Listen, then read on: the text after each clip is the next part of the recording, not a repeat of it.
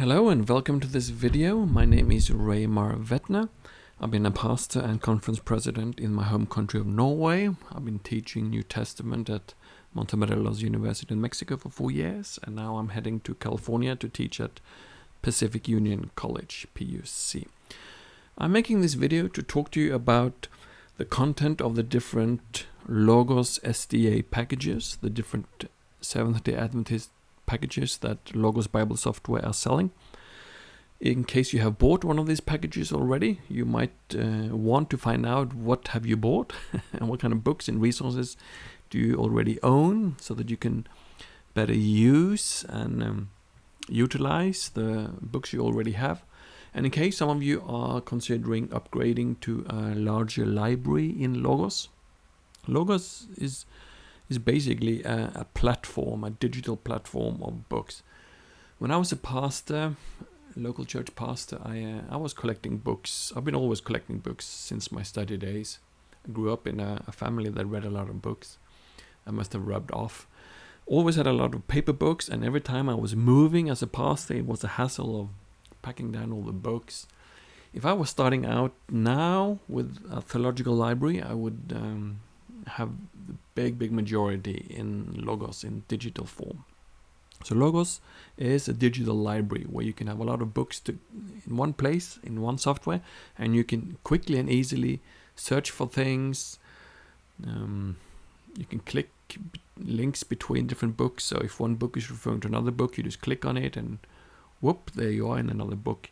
So the more books you have in your library, the bigger, the more important, the more efficient Logos software is. But how far should you go? How many books should you buy in your Logos library? What kind of package should you have? Well, in case you're considering upgrading to a larger SDA package, or you're considering investing in some other Logos books, I hope this somewhat long video is going to be useful for you to either find out what you already have bought, or to make an informed decision about books you might like to buy for Logos. Especially for those of you who are pastors and are leading churches and preaching and teaching the Word of God on a weekly basis or daily basis, I think it's very important that we, as a matter of stewardship, is investing the right amount in books. It's not uncommon for a pastor to have a car worth $10,000, $15,000, $20,000. But how much has the pastor invested in books? Right now we have, in my opinion, somewhat of a crisis in our pulpits.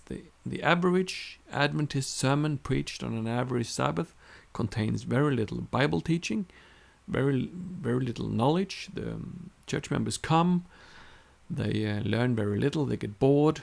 We've heard all of this before. There's very little new. It's just repeating things people already know. And this goes on week after week because pastors don't take time digging down into the Word of God. They don't themselves study the Word of God and do research and read books. There is way too little reading going on by pastors, and as a consequence, sermons are boring and dull. Same goes for Sabbath schools. So how much should you invest in books, like ebooks, like in the Logos system? And how much should you invest in other tools you have in your life, like cars and other things? Well, not all of you might invest in books at the same amount as you invest in a car, $10,000, $15,000, $20,000. But I suggest that you think seriously about investing a lot more than you do, because right now Adventist sermons are incredibly boring, and Adventist Sabbath schools are incredibly boring because nobody actually doing much reading. So please help me join this revival of knowledge back into Sabbath school and knowledge and Bible back into our sermons. If you're not a pastor, but you're a lay person who is studying the Bible for your own interest, as a faithful disciple of Rabbi Jesus, or if you're teaching the Bible in a small group or Sabbath school, please also consider stewardship wisely.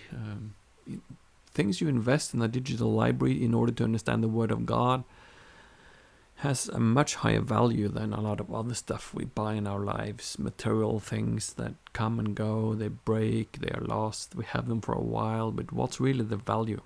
Well, a good theological library has benefits beyond just the here and now. So with this long introduction in the value of building a solid theological library to help you dig into the Bible, the Holy Scriptures, let's get going. On the logos.com/SDA page, you have a chance to compare the different Adventist base packages. And I'm going to go through some of the most important content, in my opinion, in the different packages. Right now, as of this recording, Gold and Platinum has just been released, so there is a special 15% discount on these. So if you have not bought any Logos software before, if you're going to the highest Adventist package, the Platinum, at 15% off, that will cost you $1,827. If you already have one of the other SDA packages already, or some other kind of books in your library system, Logos will give you a discount according to whatever books you have, so you don't pay twice for the same books. If some of the books that are in the package you're now buying is already in your Logos library, you will get it discounted accordingly.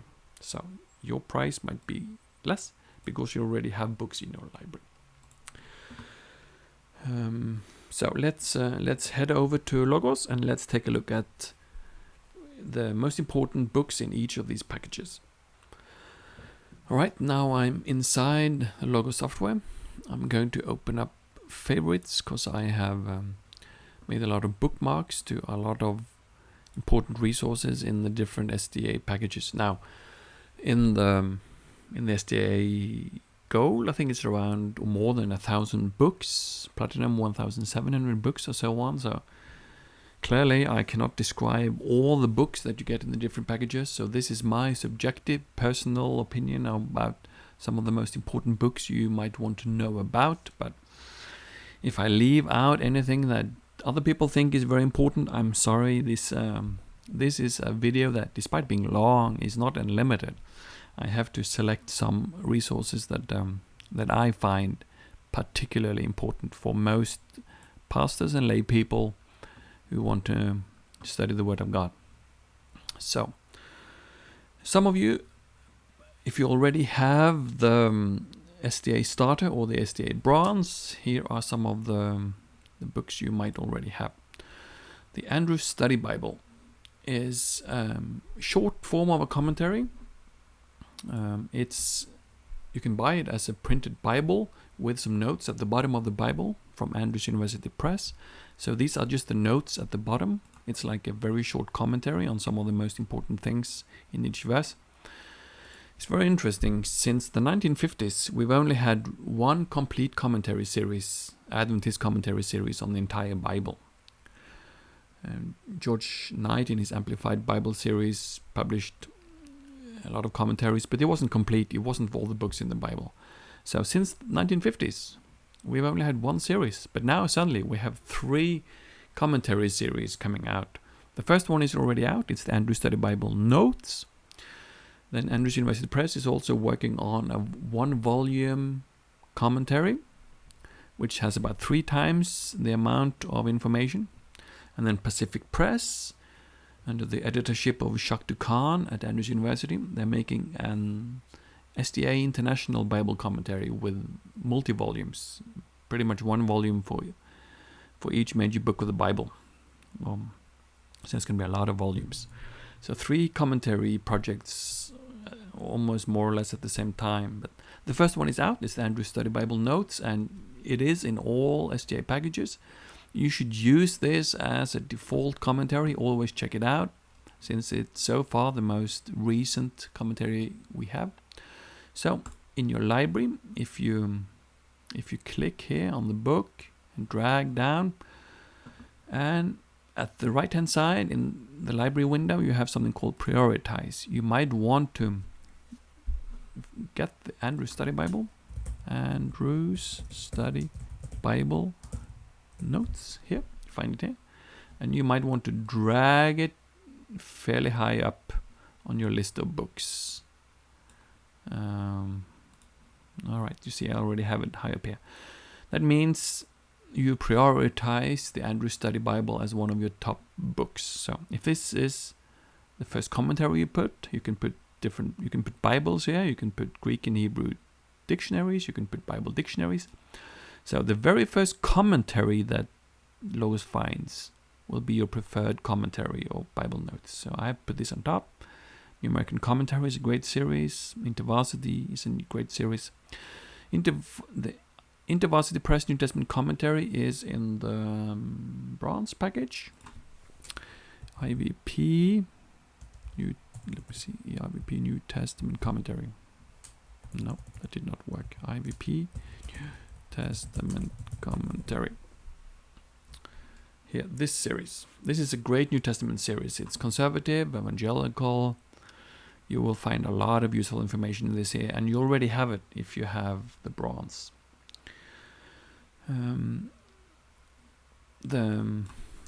those of you interested in the prophecies of Daniel and Revelation and the sanctuary and the epistle to the Hebrews and so on, after Desmond Ford in the late 70s questioned a lot of the Adventist interpretation of these books, the Adventist Church appointed the famous Daniel and Revelation Committee to research and publish a lot of articles on these books of the Bible.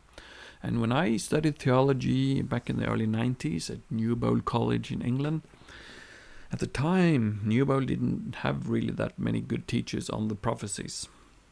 I'm not sure if they really specialized in that later either. It's a lot of good teachers at Newbold. I had fantastic good teachers, but just not in the area of prophecies, Daniel and Revelation. So what I did when I went to Newbold College and studied theology, I bought the entire Daniel and Revelation Committee series, and I read all the books cover to cover, and that was my basic introduction to the prophecies. I also read some commentaries on Daniel and Revelation. It's a great series. Now it's available in Logos, and you have it in bronze. Some other very good books on the prophecies is Hans Larondel's How to Understand the End Time Prophecies of the Bible. It deals with Matthew 24, 2 Thessalonians 2, and the book of Revelation. Just the last 2 weeks, I taught a class for doctoral ministry students here at Montemorelos on New Testament eschatology, so basically the prophecies.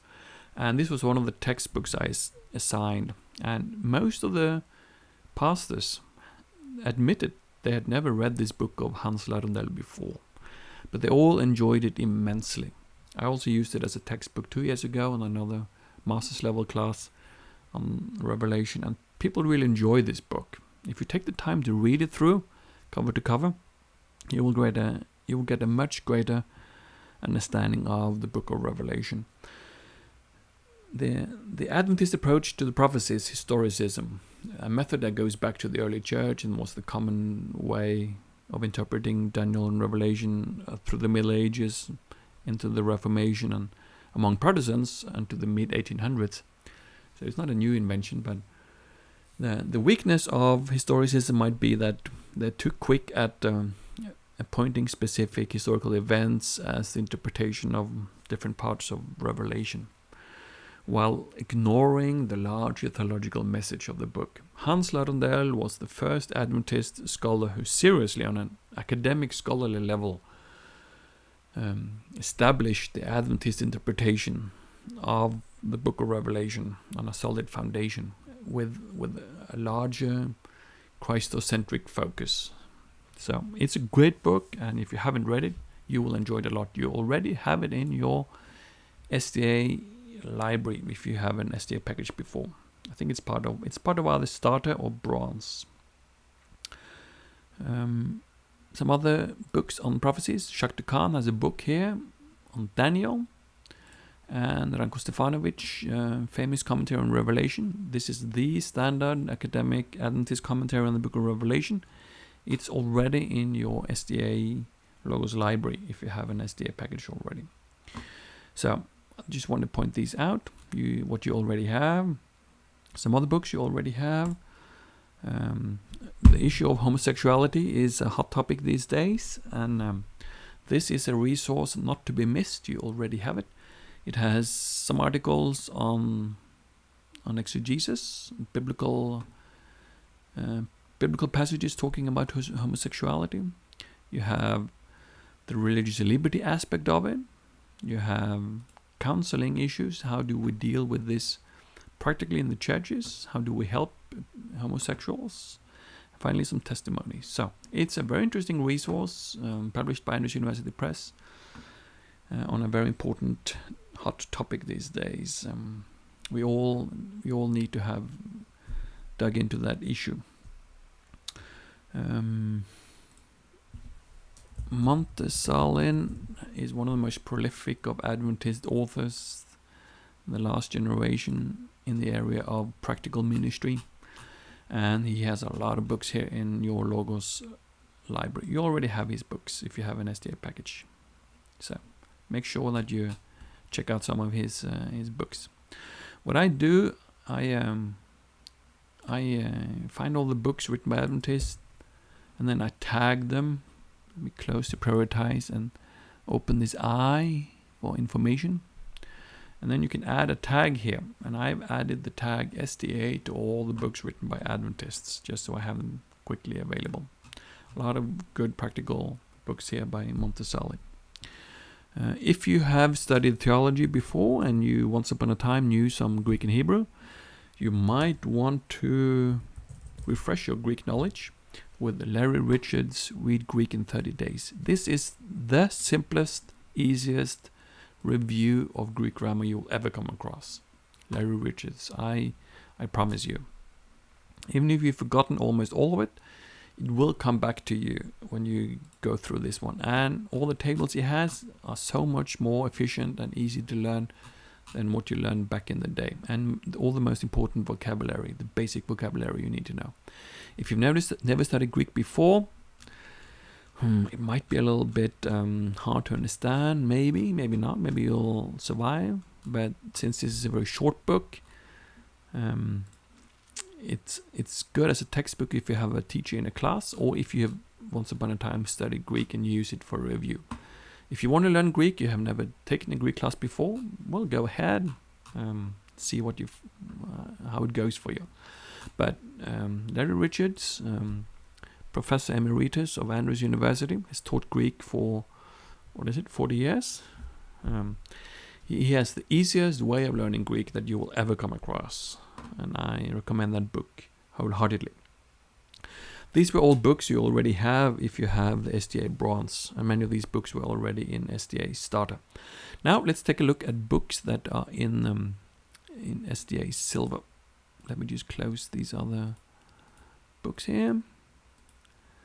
So if you're considering upgrading to SDA Silver, or if you already have SDA Silver and you wonder, what do I have? Let me show you some of the most important resources in Silver.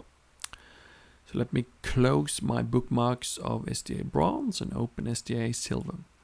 These favorites, which you find under Tools, favorites is a very handy tool in Logos to be able to bookmark books that you want to come back to. I have made a lot of folders in my favorites here, so when I'm studying different topics, different books of the Bible, I have a lot of articles and books easily here. If you just find a book in your library here, and you just click and just drag it over here, right? If I want that to be part of SDA Silver, just drag it, and here we are. Or if you have the book open, you can just let's just say I have the Understudy Bible Notes open. If I want to add this now to a folder, you just click on the title and drag it over here and drop it down wherever you want it. Now it's added to this folder. And if you want a folder to be a subfolder of another folder, you just click and drag it under another folder. Drop it on top of another folder. So favorites, I highly recommend it as a tool to organize things in Logos, so you can come back to it later. SDA Silver. What are some of the important books in this package? Well, this is a great package. It has added a lot of good commentaries that you will find useful. It has some more of the Logos functionality, like for instance, if you use the guides a lot, the passage guide. Okay, let's go into a Bible text here. This video was recorded at the end of June. We are finishing up the Sabbath School Quarterly on the Gospel of Luke, so I have been studying Luke 22. If you type in a passage in the passage guide, and if you close all the sections, you can just right click and expand all, collapse all. If you collapse all, and then you just open those sections you want, like open your commentaries. See, I have the Andrew Study Bible Notes on top because I prioritized it. New American Commentary and so on. This section called Ancient Literature is one that you will get if you upgrade to the silver package. Logos will find a lot of literature from the ancient world that either alludes to or talks about or quotes or talks about the same issues that this Bible passage does. So, ancient literature. If you want to have a quick overview of where Church Fathers, Apostolic Fathers, Dead Sea Scrolls, Pseudepigrapha and others either quote this text or talk about similar things than this text, then that comes in the SDA Silver. For me, some of the most important parts of the SDA Silver are the commentaries. So I made some favorites here, some bookmarks. The Keel and Delitzsch is a classical 100-year-old commentary on the Old Testament, written by conservative evangelical scholars at the time. So of course it's dated. It's not up to date with modern scholarship, but it's a classic one. It's one that you even find scholars today referring back to, because it is a classic. It's a major commentary, and I think you will enjoy it a lot. Please check out Delitzsch and Keel when you do sermon preparation, Sabbath school preparation. It's not new, but it's a good one. You have several Holman New Testament commentaries for all of the New Testament books. It's quite conservative and evangelical. Some teachings in here that are not according to Adventism, but that's how it always is with books. The strength of Logos is it has books from all kinds of theological backgrounds.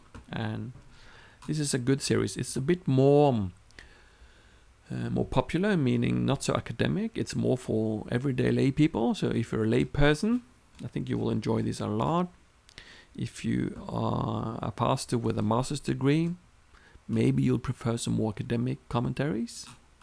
But it's in the silver package. The New American Commentary is for the entire Bible, Old and New Testament. And this is probably the best resource in the silver package. It's a fantastic commentary series. Maybe slightly better in the Old Testament than the New. But several good volumes in the New Testament too. Craig Blumberg on Matthew is very good. He's a leading evangelical scholar on the Gospels. So, New American Commentary. If you have never heard about that series before, a lot of you, I hear rumors from a lot of people when they buy Logos packages. Hey, I've never heard about this series before, but this is actually great. I think you will be positively surprised. I think you will make the New American Commentary one of your favorite commentaries. All right, we have... after the commentaries, some other resources in the silver package. The New Dictionary of Biblical Theology is a very interesting book.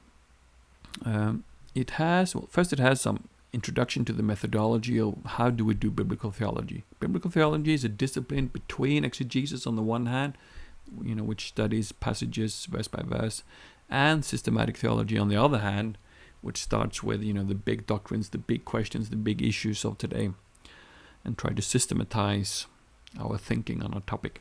Biblical theology is in between. It takes a topic that is in the Bible. So, part 3, I talk looking through a lot of articles here and a lot of different topics in the Bible, and give you the theology of this theme. And then in part 2, it goes through the books of the Bible and tells you what is the theology of Thessalonians and so on. what are the theology of each book in the Bible. It kind of summarizes the books for you. So if you're reading through the Bible, you might want to check out, every time you come to a new book, before you read it, you might want to check out what is really the theology or the message of this book. Or you can do it after you have read that book in the Bible, before you head to the next. Interesting resource. Stuff in this book will also show up when you do searches or in passage guides, sermon guides. It might draw on this new dictionary of biblical theology. Valuable resource in the SDA Silver package. Very quickly, some other resources. You have another Hebrew lexicon for the Old Testament. You have the Theological Lexicon of the Old Testament, which is a translation of Klaus Westermann's Theologisches Handwörterbuch, an Old Testament Hebrew dictionary, theological dictionary. So it goes a little bit more in depth. It's more like articles on each Hebrew word. And the same for the New Testament. The so-called Exegetical Dictionary of the New Testament is also a translation of a very good German dictionary, the Exegetisches Wörterbuch. So these are good additions. You're always looking to beef up on Greek and Hebrew dictionaries, and that's what you get here. One of the employees of Logos, Stephen, I'm not even sure how he pronounces his last name, Runge. He is a scholar on discourse analysis of the New Testament. So linguists have approached the Bible looking at the rhetoric and the structure of not just sentence, that would be syntax. Syntax looks at the word structure of words in a sentence, but discourse analysis or text linguistics look at the structure of a whole paragraph, of a whole text. And so you have one English New Testament and one Greek New Testament where everything has been analyzed. So you say, okay, this is a sentence, and then sentence, and this is a bullet point and a sub-point. So the Lexham High Definition New Testament, ESV edition, is the English version of Stephen's resource in English, and he has this similar for Greek, which is called what is that called? Something with Greek edition. So if you want to see the structure and the argument and the rhetoric of the New Testament, how do all the phrases fit together? Well, it's in your silver package. About Adventist books in your SDA silver package, there are a lot of great resources there. There are 3 books published by Andrews University Press on the Seventh-day Sabbath. If you don't already know about these books, you definitely should take a look at them. They are all 3 of them are worth reading cover to cover. Skip McCarthy, one of the pastors at Andrews University, has written arguably one of the best books from an Adventist perspective on the law and the covenants. The law in the Old Covenant and the law in the New Covenant. So Skip McCarthy has got a lot of positive feedback also from outside Adventism. Ron Dupree wrote a good book on Colossians 2:16, this text about let nobody judge you concerning feasts and new moons and Sabbaths. Is that talking about the weekly Sabbath, or is he talking about ceremonial Sabbaths? Well, Ron Dupree argues quite persuasively in this book that the Sabbaths in Colossians 2:16 is the ceremonial Sabbaths, like Day of Atonement, Passover, and so on, which whatever day they fell on were always called a Sabbath and had to be kept holy. That's the Sabbath of Colossians 2:16. Why? Why is it ceremonial Sabbaths? Well, read this book and you get all the statistics. The point is, Paul is making allusion, almost a quotation, to Hosea 2. And in Hosea 2, the same phrase clearly refers to ceremonial Sabbaths in the context. Interesting book. My fellow Norwegian pastor, Sigve Tonstad, he has his doctorate from St. Andrews in Scotland, has taught at Loma Linda University for a few years. He has written a thick book on the meaning, the theological meaning of the Sabbath throughout the scriptures, Old Testament, New Testament. It's a big, heavy book, but very readable. And he continues in a trend that Bakyoki started of let's not only prove that the Sabbath is still valid, but let's also talk about all the blessings and benefits. What's the point of the Sabbath? What's the real meaning of the Sabbath? Why does God want us to keep the seventh day Sabbath? What's the meaning? Well, Sigve talks about it in this useful book published by Norwegian University Press. It's in your silver package. You have 3 volumes by Norman Gully. He is writing a 4-volume systematic theology. The 4th volume is in the process of being published. It's being edited as we speak. The first 3 are already out, and it's in the SDA silver package. Norman Gully is, I think most people will agree, he's the leading Adventist systematic theologian alive today. He's well known outside Adventist circles. He's interacting a lot with non-Adventist systematicians. And that's something of a rare breed. I sometimes used to joke, but a serious kind of joking. If you want to make a caricature of the different theological disciplines, I think we can say that the New Testament professors among us, the Adventist New Testament professors, have a tendency to be very outward looking. They're looking to scholarship outside Adventism. They interact more with non-Adventist scholars. And they deal to a much lesser degree on specific Adventist issues in the New Testament, and don't consider themselves as much as defenders of the Adventist faith as the other disciplines probably do. So the New Testament professors among us have traditionally been more outward looking, more concerned with interacting with larger scholarship, not so much defending Adventism and looking inward. The systematic theologians among us have it very often the opposite way. They do not engage as much with systematicians outside Adventism as we might have liked, and they consider themselves to a large degree as defenders of the faith, defenders of Adventism.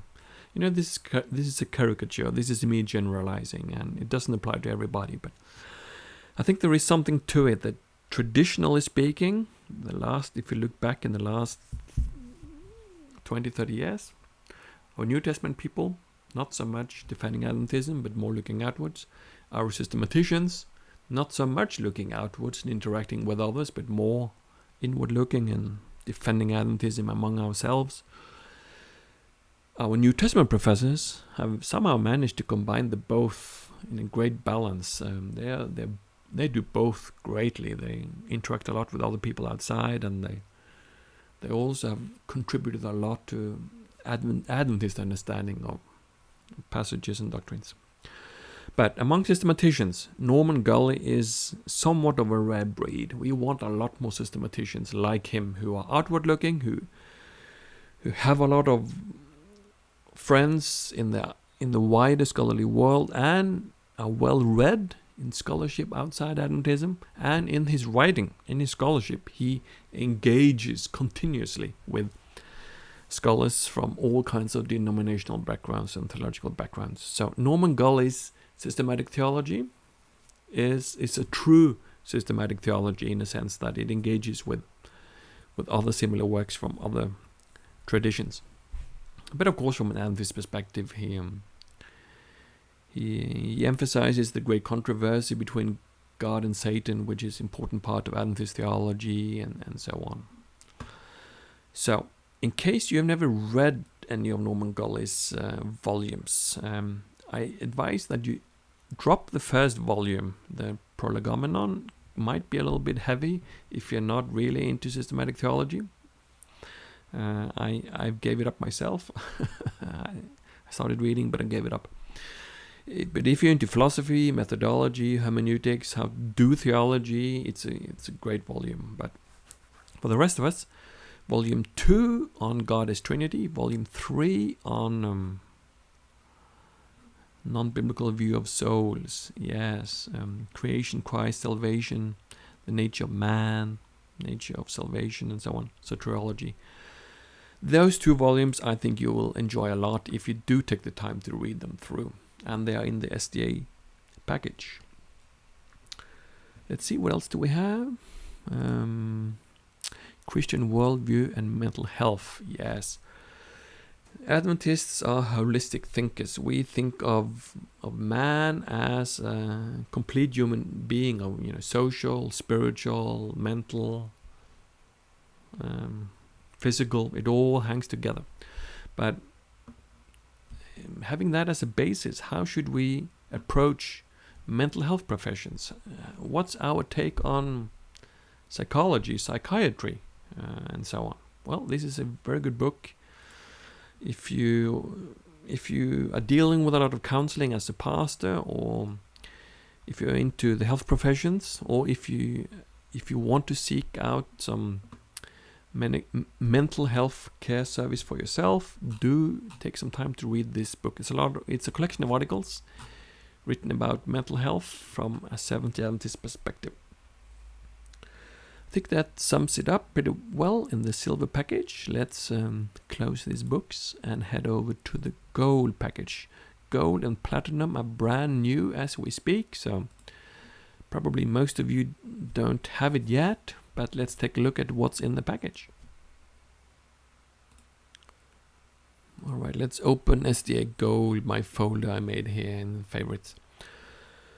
First of all, Gold is the last package where you get new Logos functionality, basic Logos functionality. When you have a Gold package, either the SDA Gold or the Standard Gold or one of the other denominational Gold packages, Anglican, Lutheran, and so on. If you have a Gold package, you have all the basic functionality of Logos, in the software.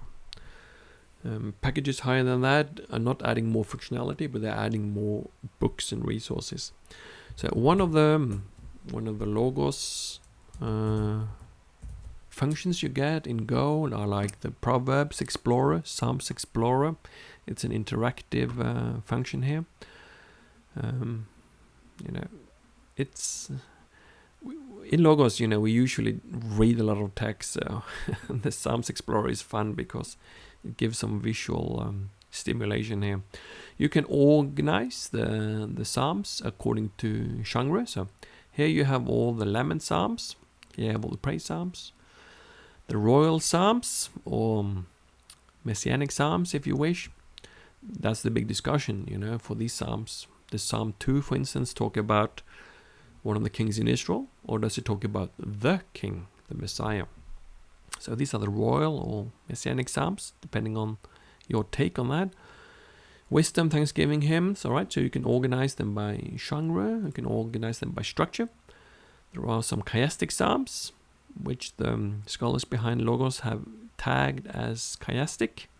That's another big discussion, what's really chiastic, but some are strophic, some are acrostic. Most famous, of course, is Psalm 119.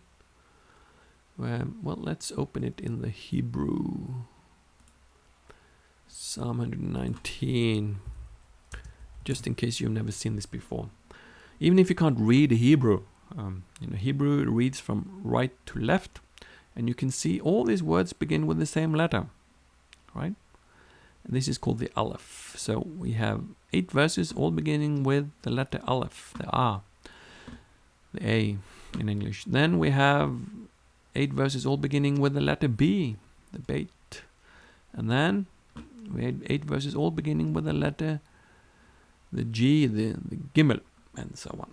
So isn't that amazing? Somebody could compose a psalm with all the first lines beginning with, it's in alphabetical order. This is according to the Hebrew alphabet. So Psalms Explorer. By structure, acrostic means they are alphabetical. They begin by A, B, C, D, E, F, but in Hebrew. By author, we have the sons of Korah, written these psalms. David, written these psalms. David, according to the Hebrew, but the Septuagint, LXX adds these books as also Davidic, and so on. Moses was written a psalm, 90. A good psalm we often use in funerals. Teach us to number our days that we may get a heart of wisdom. Moses wrote a psalm, it's in your Psalter. So Psalms Explorer is a fun, colorful resource in your gold package if you decide to upgrade to gold. The classic SDA Bible commentary is part of gold. The commentary we've had among us since the 1950s. It's getting quite dated, of course. It's not up to date on scholarship. But when I've been writing my commentary on the Gospel of John, I've always had to consult Nichols' old commentary on SDA Bible commentary, and sometimes it's kind of stating the obvious. Sometimes it's very basic. Yeah, and a child could have seen this. It's just repeating what's in the Bible. But sometimes it has some very astute insights. So it's always worth consulting. If you're an Adventist, you'll want to consult the Adventist Bible commentary, and now you have it in gold package. Lexham Bible Guides is, for a lot of people, a completely unknown resource. Oh yeah, by the way, I skipped a point here. As part of the SDA Bible commentary, of course, is the volume number 12, which came out not that many years ago, 2000. The Handbook of Adventist Theology, which is organized by topics. If you don't see the table of content when you open the book in your library, just click on the book icon, make sure you select Show Table of Contents, and you will show it here. So here we have all the basic biblical doctrines, and you can click on them and read an article. So this is an up-to-date, authoritative, official book on Adventist doctrines with different Bible texts and different ways of arguing. It's a lot of good points in here. So it's a good book on doctrines. The Lexham Bible Guides.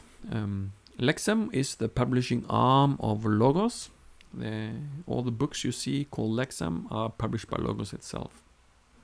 And they have published a series of Bible guides. So far, a lot of them on Paul's epistles, and all the Bible guides on Paul's epistles are in the gold package. Since this is not really available in print, it's unknown to people who haven't used Logos before, but it's an amazing resource.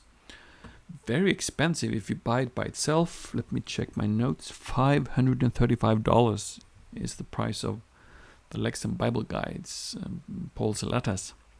So quite expensive, and there's been a lot of complaint on the Logos forum. Too expensive. And maybe it is. But now, it's as part of SDA Gold, I think it makes the value of the SDA Gold package a lot higher. It's great value. So what does it do? Well, it verse by verse goes through the epistles of Paul and summarizes the positions of a lot of different commentaries. So what do all the major commentaries say about this verse? So you have in one place all the commentaries arguing against each other. Okay, Holman commentary takes this position. The International Critical Commentary takes this position. The New International Critical Commentary takes this position, and so on. So you have a lot of commentaries here in one place and the different positions they take on one verse. Very useful. So if you want to save time when you're preparing a sermon or a Sabbath school lesson, and you are preparing a passage from Paul's epistles, if you have the gold package, do check out the Lexham Bible Guides. It's very time-saving. Now, of course, you are supposed to make up your mind, and you might be more bewildered afterwards. Well, what do I think, really? So many options. Well, the Lexham Bible Guide doesn't do the thinking for you. You still need to analyze the arguments and make your own conclusion. But as a tool to present in an efficient, concise manner different positions in scholarship on one verse, the Lexham Bible Guide is a great resource. Some commentaries that you have in gold that are not part of the other packages. The Black's New Testament Commentary series. It's a series that is probably not that well known. It doesn't cover all the books of the New Testament, but there are several good volumes here. let me see, there are altogether 13 volumes in this series. So you have 13 Black's New Testament commentaries, and several good ones like Morna Hooker. This is probably one of the best commentaries on the Gospel of Mark. You have other good ones too. C.K. Barrett, James Dunn, Marcus Buckmule of Oxford University. He was at Cambridge when he wrote his Ephesians commentary in the Black series. But it's a good Ephesians commentary. Another great commentary series is The Pillar. There are altogether 15 volumes in this. It costs you more than $500 if you're going to buy just the Pillar New Testament commentary series. Has a lot of good volumes. D.A. Carson's volume on the Gospel of John is one of the best Johannine commentaries. D.A. Carson in the Pillar series and Kostenberger's in the Baker Exegetical series are probably the two best one on the Gospel of John. But the Pillar is a very solid New Testament commentary series. Evangelical, conservative. Black's is not that conservative. It's historical critical. But it's a lot of good insights. So read it. Please read it if you have the Gold series. Then there are some more Bible commentaries. No, I meant Bible dictionaries. Bible dictionaries are books that talk about different persons, objects, things, places in the Bible, and has short articles on each thing. So when you're reading something in the Bible, let's just go to Luke 2 as an example, and you come to a person. Hey, who is this Quirinius? You just select Quirinius as a person, and then in the menu here is going to pop up a lot of Bible dictionary articles. All right, these are Bible dictionary articles where you can read more about this person. So to have a lot of good Bible dictionaries is quite useful. And the Baker Encyclopedia of the Bible is a 2,000-page, 4-volume work, quite extensive. It's a great Bible dictionary or Bible encyclopedia. Same thing. All right, we have some primary sources. You have the Pseudepigrapha of the Old Testament by Charles. It's 100 years old. Not to be confused with Charles Worth's, which is another guy, not Charles. Charles Worth is a recent modern scholar. His Pseudepigrapha in the Anchor Bible, what is it called? Anchor Bible Library series. That not to be confused with. This is an older translation. But Charles Worth, the other one, is not part of any base package. So if you want a base package that has the Pseudepigrapha, this is the one to get. Pseudepigrapha of the Old Testament. You know, books like Jubilees, Book of Enoch, Sibylline Oracles, Assumption of Moses, and so on. 4th Ezra, Psalms of Solomon, Maccabee, 4th Maccabees, and so on. These Pseudepigrapha, plus other primary literature like Josephus, Philo, a part of the Gold package. There are 7 good introductions in the Gold package. Introductions are a kind of book that introduces you to each biblical book. So, who is the author of the Gospel of Matthew? Who is this Matthew who wrote this book? Who were the audience that he wrote for? When was it written? What are the major themes of this book? What is the situation of the oldest manuscripts of Matthew? Are they mostly intact? What's the quality of the manuscripts? And so on and so on. Introduction is a kind of book that introduces the different books of the Bible, like authorship, dating, theme, audience, and so on. And you have 7 good ones in the Gold package. One of them, which I highly recommend you take a look at, is this one, David De Silva. I used it as a textbook when I taught the Epistles of Paul at Andrews University, the theological seminary, some years ago. And this was the textbook I used, and a lot of Adventist professors use this as a textbook. It's either this one or it's D.A. Carson's Introduction to the New Testament. So, D.A. Carson Introduction. let's see if we can find it here. This one. De Silva's or Carson's. These are the two introductions usually used at Adventist colleges or universities.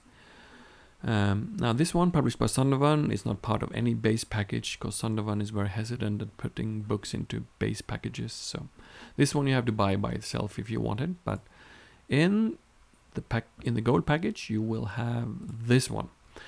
And if you're going to read through the New Testament before you start a new book, you might want to read the introduction here. And what is the Gospel of Matthew about, and who is the author and the audience and the topic and so on. It goes through each book of the New Testament. Or if before you start a sermon series, or before we start a Sabbath School quarterly, like we've just been going through the Gospel of Luke, second quarter of 2015, it would have been very useful for you to have read through this chapter, the Gospel of Luke, in an introduction, like De Silva's introduction. So that's what an introduction are for. This is part of the gold. Another element of gold, which isn't published yet, you will get it later when it's done.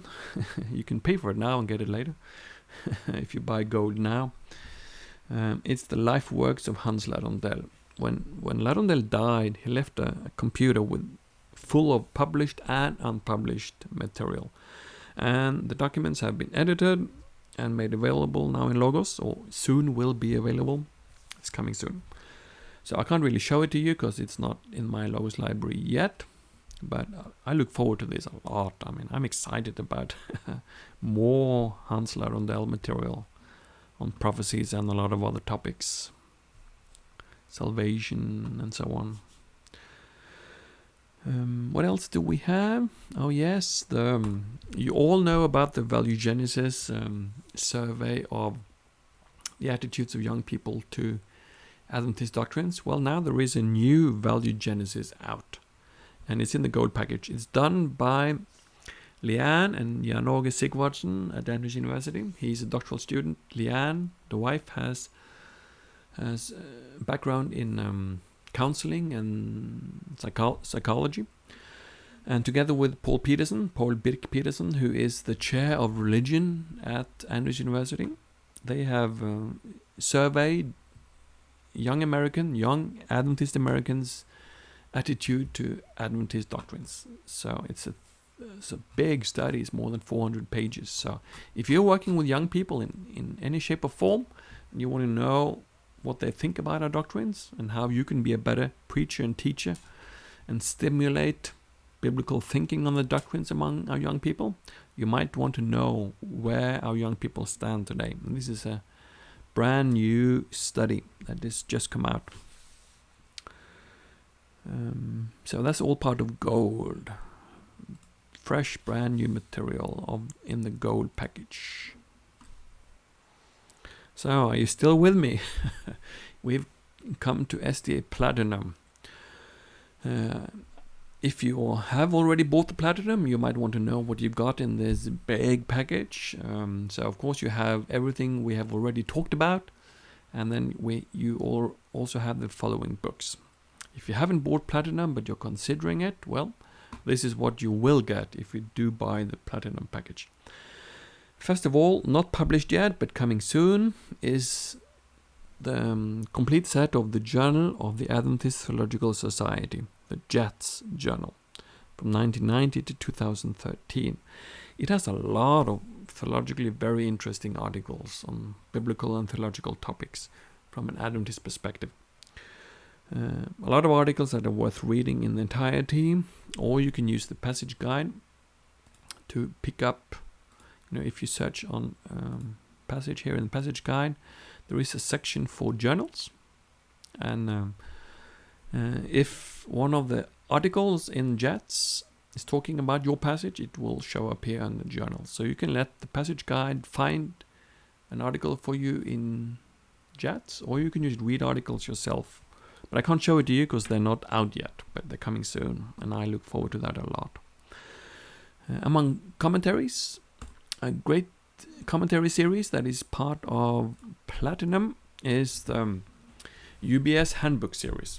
UBS, United Bible Society, has published a series of commentaries on the entire Bible, Old and New Testament, made for commentaries, made for translators. So people who are translating the Bible from Greek and Hebrew into various modern languages around the world, they often want a commentary to consult who can help them with what's the meaning of this Greek or Hebrew word, and how do we best translate this. So this is a rare kind of commentary, but quite fascinating often. This entire series is part of Platinum. I think it costs like $600 if you're going to buy it all by itself. So I guess the price of upgrading from Gold to Platinum is around $600. So if you pay for this series, you get all the other resources in Platinum included.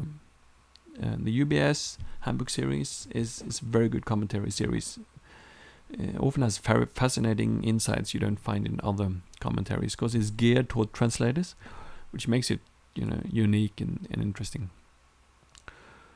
The Greek Bible you have in already comes with any SDA package is the Society of Biblical Literature Greek New Testament, which is edited by Michael Holmes, who is one of the leading textual critics today, one of the leading experts on the different Greek manuscripts, and he has edited together what he thinks is most likely the original manuscript of the different books of the New Testament. The text mostly used by scholars has traditionally been Nestle and Ahlon, and it's now out in its 28th edition. So if you're in school, in seminary, writing exegesis papers, or if you're writing articles for a scholarly audience, you might want to quote the Greek New Testament from Nestle Ahlon. This is kind of the standard scholarly text. But it's pretty much the same as Michael Holmes' SBL. Very seldom that they disagree on what is the original reading. They usually agree. So the SBL is an equally good text, but the scholarly one is Nestle Ahlon, and it's part of Platinum. Very good if you're attending school or writing scholarly papers. There are some resources. Oh yeah, same with Old Testament. Good, I made these favorites here so I don't forget important resources. In your library already, no matter what package you have. No, that's not true. SBL Greek is in all packages. The Lexham Hebrew Bible it starts in bronze? Not completely sure, but at some point you start getting Hebrew resources, and then you will have the Lexham Hebrew Bible already. So Lexham Hebrew Bible is an equally good text of the Old Testament as far as I know. I'm not an expert on the Old Testament. I'm a New Testament guy. But as far as I know, the Lexham Hebrew Bible has an equally good text as Biblia Hebraica Stuttgartensia, published by the German Bible Society. But it's Stuttgartensia that is kind of the half-official, academic, scholarly text of the Old Testament, of the Masoretic text of the Hebrew Old Testament. So if you want to have the one that scholars use, it's Biblia Hebraica Stuttgartensia. It's part of Platinum.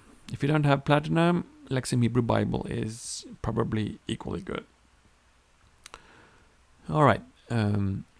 If you know Greek and you want to read some of the passages in the Septuagint, in the Greek translation of the Old Testament, which was translated before the times of Jesus, probably in the 2nd century BC, the grammar of the Septuagint is a little bit different than typical grammar because it's a translation. So whenever you translate something, you have a tendency to kind of be influenced by what you're translating from. So there is a little bit of Hebrew, kind of Hebrew grammar, Hebrew way of expressing in the Septuagint. So it makes it a little bit unique. So if you want an overview of the grammar of the Greek of the Old Testament or the Septuagint, you have 2 grammar books in the Platinum. So this Platinum is, if you're a scholar, if you're doing graduate studies in theology and biblical studies, you might want to brush up on your Greek and even take a little bit look at Septuagint Greek. You have 2 books here. This one by Thackeray and this one by Conybeare and Stock. This is the one I used when I took a class on the Septuagint at Andrews University some years back. This is the class we had in our Septuagint. This is the textbook we had in our Septuagint class. Conybeare's Grammar of the Septuagint Greek. So I'm happy to have it in Logos now. You also want to have a good dictionary of the Septuagint, all the Greek words that are used there, because not all the Greek words in the Septuagint are used in the New Testament. So if you want a specific Septuagint Greek dictionary, this is one that comes in the Platinum package. The Lexem Analytical Lexicon to the Septuagint. And it tells you the Greek word. It tells you sometimes which Hebrew or Aramaic word it usually translates from. And then the different forms, verb forms, or noun forms of this word that exist in the Septuagint. So you can quickly check the different forms here and you see what it is here. It's a noun, nominative, singular, feminine. So that's a very useful dictionary for Septuagint Greek. Let me close the other books here. What else do we have in the Platinum package? We have a dictionary of Bible themes. So if you do like a sermon starter guide or topic guide and you're typing in the topic of your sermon, you want to get a lot of good suggestions for Bible texts. Well, this book, Dictionary of Bible Themes, has a lot of articles on different themes of the Bible. So it has, first of all, it's one section organized by Bible. So you just go to any chapter in the Bible and you see, okay, what are some of the themes in these verses? And then you go also the other way. You start with a theme and then you see, okay, what are the different passages that are important for this theme. There are several of these resources in Logos that helps you, connect themes with Bible passages, and this is one of them. This adds more hits for you, more findings, more resources when you do like these topic guides here and sermon starting guide. Or you can just read it as a resource. You can just open it as a book and browse through it. Since I'm moving now from Mexico to California to teach at PUC, I'm going through my paper library. I have too many print books on my shelves, and I've been giving quite a lot of them to a colleague of mine here at Montemorelos, and books I have in Logos. I don't need to bring them along in paper necessarily, at least not all of them. One of them that I gave away was the Oxford Dictionary of the Christian Church. It's one of the standard dictionaries of church history, and it's in Logos Platinum. Another very good Greek dictionary that comes in Platinum is Liddell and Scott. This is the standard Greek lexicon when it comes to ancient Greek. It's all the way back to classical Greek and through the period of the New Testament and the early church, so the entire Greek period. This is the most complete and authoritative dictionary of Greek. So, in case you do upgrade to Platinum, make sure that you actually use this dictionary a lot, because it's a great dictionary. It's the standard authoritative, most extensive Greek lexicon. Includes both classical Greek and Koine Greek. Just so we have mentioned it, the other one that you might want to use, but you have to buy this separately. I'll talk about it at the end of this video. This is not part of any package. You have to buy it separately. But this is another authoritative leading standard Greek dictionary, and it's based only on the New Testament and early Christian literature. So nothing classical Greek here, only Christian literature. So that makes it more specialized. But this one together with Liddell and Scott is a great pair. We have the Theological Dictionary of the New Testament, edited by Kittel, 10 volumes. When I preach around in different churches and I go into the pastor's office, I see a lot of pastors having this in print on their shelves. So it used to be a very popular dictionary set. It's somewhat dated now. It's not up to date on scholarship. It's more a classical resource than it is up to date. But it talks about, it takes a Greek word and it gives you a long theological article about this word. How is it used in non-biblical Greek? How is it used in the Septuagint? How is it used in the New Testament, and so on? So you have a lot of information in one place. Not completely up to date, but it's a great starting place to investigate a Greek word if you want to go more into depth of the theological meaning of a Greek word, as it is used in the New Testament and before the New Testament. What else do we have? Oh yeah, if you're going to do graduate studies in the New Testament and you need to specialize in Greek, you should read some of the old classical Greek grammars. And if I was going to pick one of them for you to read, a classical Greek grammar, personally I think A.T. Robertson's grammar is the most fun and most readable. It's big, it's like 1,500 pages. So, who has time for that these days? Graduate students are busy, right? But if you're specializing in New Testament, if you want to be a teacher or professor or do any graduate work specializing in New Testament, and you want to read a classical Greek grammar, this is probably one of the most fun ones. This grammar book was written after, it's 100 years old. It was written after a lot of papyri had been dug up in Egypt. A lot of papyri, a lot of letters from everyday people sent to everyday people. So it's everyday Greek, everyday Koine Greek from the time of the New Testament. And so it shows that the Greek used in the New Testament really was an everyday language. And all these papyri that was dug up out of the sands in Egypt gave us a much better picture of the nature of the Greek language at the time of the New Testament. And this grammar was written after a lot of these papyri had been discovered and analyzed. So it's kind of the beginning of modern Greek academic study of the Greek language.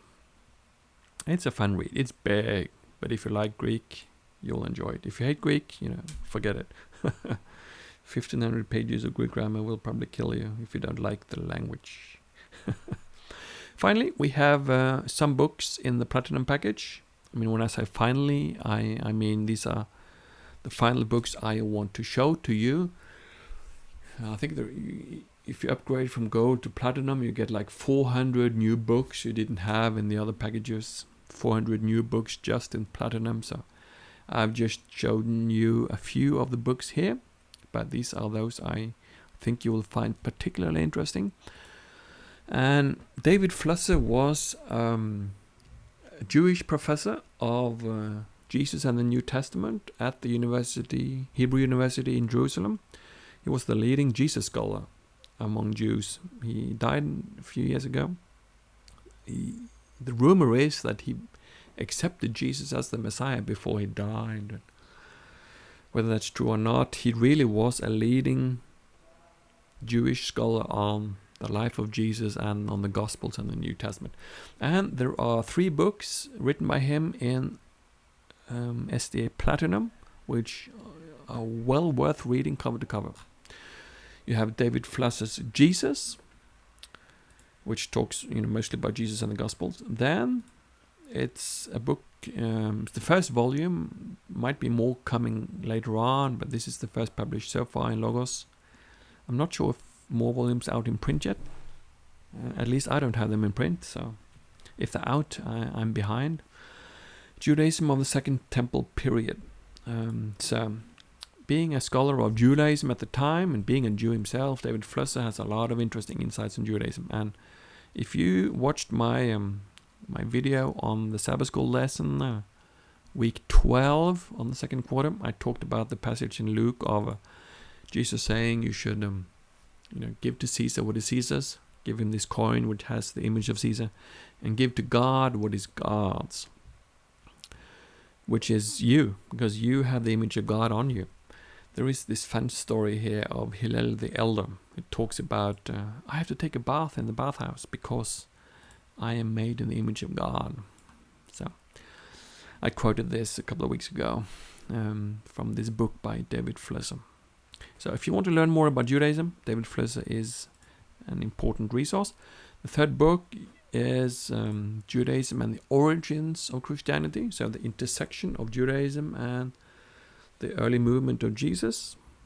Interesting books. So you learn about Judaism, Dead Sea Scrolls, the Gospels.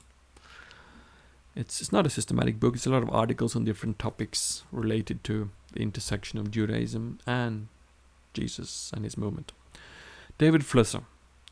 Not everybody knows about him, but they should, because he was the leading Jewish scholar of Jesus and the New Testament after the Second World War and until fairly recently. So these are, for me, some of the most interesting books in Platinum. Let me head over to the Logos website and show you some other supplemental books in case you want to buy other books outside packages. When I teach Logos for my students, I tell them about some commentaries that are useful that are not in any packages. So in case you're still with me, you haven't gone anywhere, you're still listening, if you want to learn about some other resources, I recommend that you buy in Logos if you have the resources for it. Let's head over to the Logos website. First of all, I want to just remind you that although there are a lot of different SDA packages, which might be the first place an Adventist goes to upgrade the library, there are also a lot of other base packages which has a lot of great deals. These base packages give you a lot of books at a serious discount. So when you are searching for books in the Logos library, in the Logos web store, and maybe you're a big fan of N.T. Wright. A lot of us are. He's one of the leading New Testament scholars today, an Anglican. So let's say that you're interested in his great series on his great academic series of monographs on the New Testament, like the New Testament, the People of God. He has one on Jesus and one on the resurrection of Jesus, and 2 volumes on Paul. So let's say that you're interested in this series of books. This series will cost you $170 to buy. These 4. This is kind of in print. This is 2 volumes, but it's kind of 1 volume. It's kind of 1 book, but right. So if you want these 4 volumes, $170. Alternatively, you can go to Anglican Bronze, and the cost of Anglican Bronze is not going to be $630 because all the books you already have in your library. Since you have a package already, a lot of the books in Anglican Bronze you already have. So this price here might actually be lower than $170, or it might be a little bit more, but all the books you get in addition to N.T. Wright's book might be worth buying Anglican Bronze. So please do take a look at the different packages from other denominations. You have Lutheran, Baptist, Reformed, Anglican. You have Catholic, it's called Verbum. And then you have the non-denominational standard packages. There are a lot of good deals there in the starter bronze, silver, gold, platinum, diamond, and so on. So please don't consider only the SDA packages. Maybe that's where you go first as an Adventist, maybe. But do take a look at the other packages as well. That having been said, let's take a look at some of the resources I recommend strongly and which you cannot get in any package. There are some resources that publishers don't want to have in a base package because they earn more money by selling it themselves independently of base packages. But the Tyndale commentary series has great value. It's a very affordable series. You get a lot of books. You get the commentary set for the complete Bible, Old and New Testament. When I was a pastor, local church pastor, I used this commentary set always. I had it in print on my shelves, and I always used this when I prepared a sermon or a Sabbath school lesson. This was one of those commentaries I always checked. The Tyndale commentaries. It's conservative, evangelical. The interpretation is usually, I usually agreed with it or found it very useful. It was very seldom I thought this is bad interpretation. So very helpful series and very affordable. So you might want to consider that.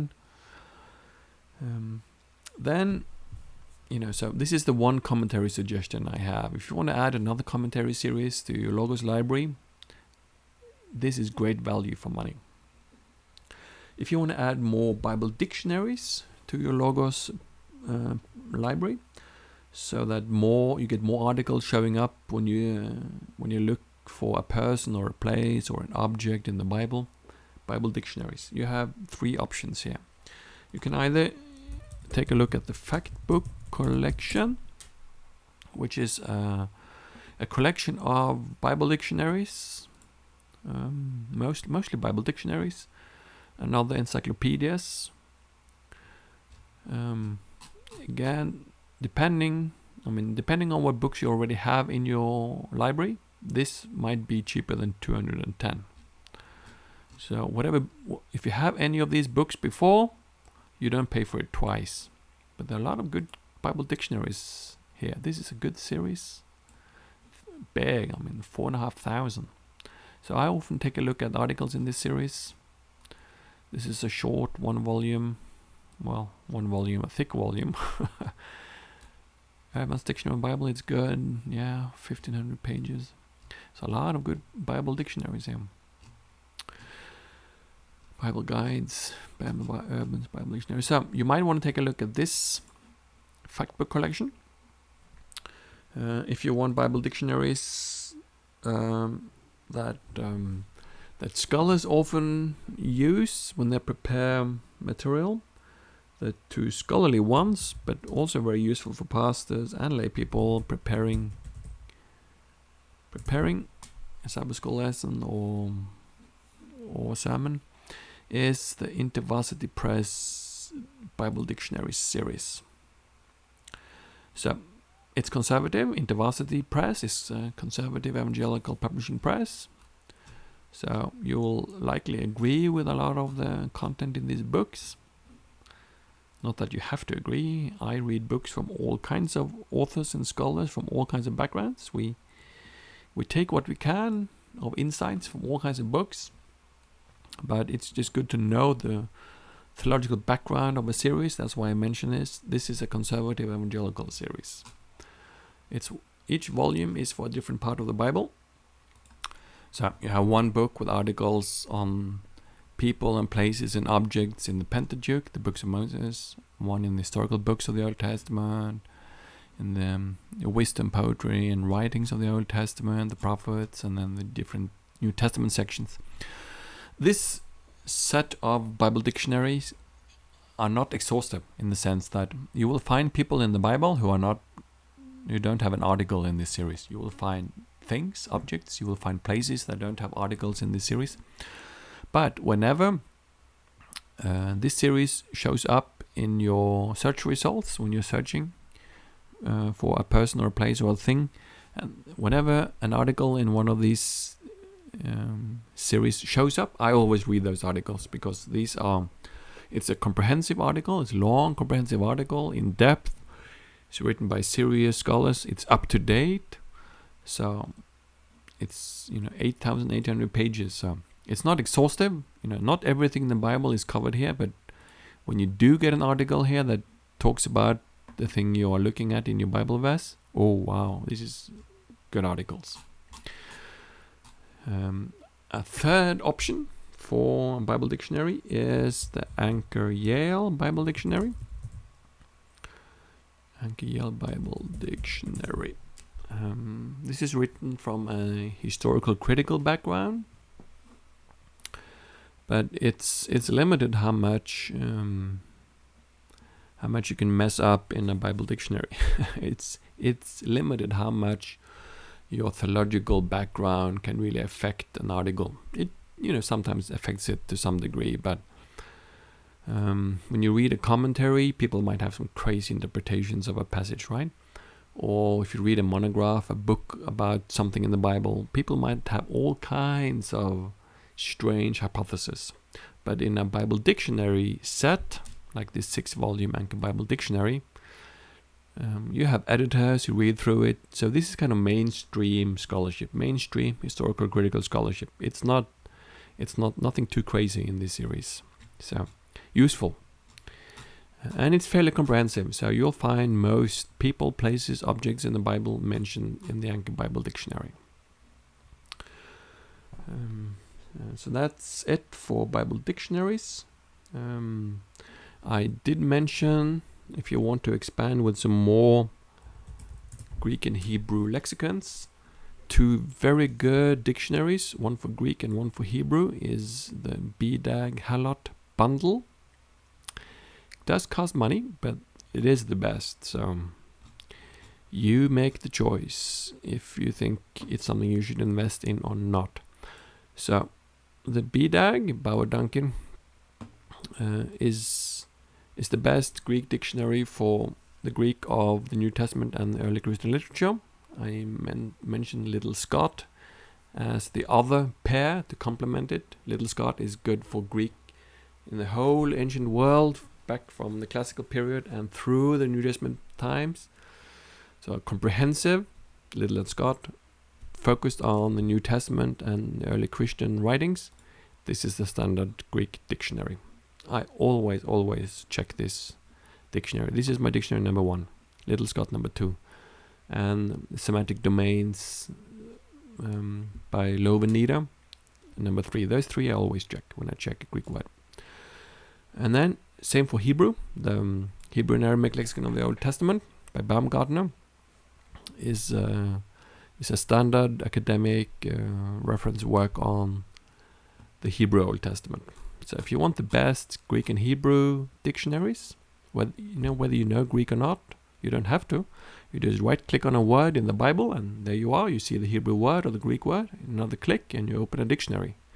You don't have to know Greek and Hebrew to use these dictionaries, but these are the 2 best. Expensive? Yes. Just for 2 dictionaries. It's a lot of money, but this is the best in case you want the best. I did mention some New Testament introductions. Let me just mention them here in the Logos store. Old and New Testament introductions.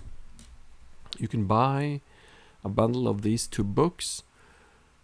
These are very often used as the textbooks in Adventist colleges in theology classes. If you're taking an Old Testament or New Testament class in an Adventist college university, these might very well be the textbooks your professor assigned to you. They're used a lot, and they're very good.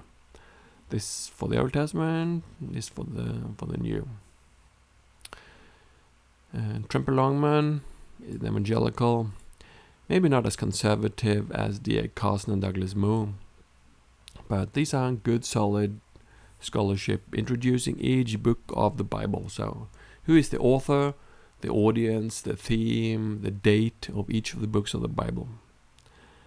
Great to read together with a Bible reading plan. So if you're reading through the Bible, whenever you come to a new book, you might want to read the chapter in one of these books to see what the book is about and who wrote it and for whom and so on. That's the last on my list. So these are some of the extra resources you might want to take a look at in addition to SDA packages. I have suggested a lot of resources for you here now. So now it's a matter of, how much should I invest in theological books? And that's a question only you can answer for yourself. How much do you spend on your house mortgage every month? How much is your car worth that you have in your driveway? We need tools like house and car and furniture to survive in this world and do our job. And we are also disciples of Jesus, students of the Bible. Some of us have preaching the Word of God as a job, and so we need to have appropriate tools for the job of preaching the Word of God. We need tools to research the Word of God. And I hope this video has been useful for you, so that you can know what's in the different Adventist packages in Logos and some other resources in Logos that are available that you might find interesting. I hope this video was useful, so that you can make good plans and make a good purchase that fit the needs that you have. And I just wish you all of God's blessings in your ministry, whether you're a lay person or you're a pastor. I wish you all the best in your study and teaching of the Word of God. My name is Reimar Vetne. Thank you for watching this video.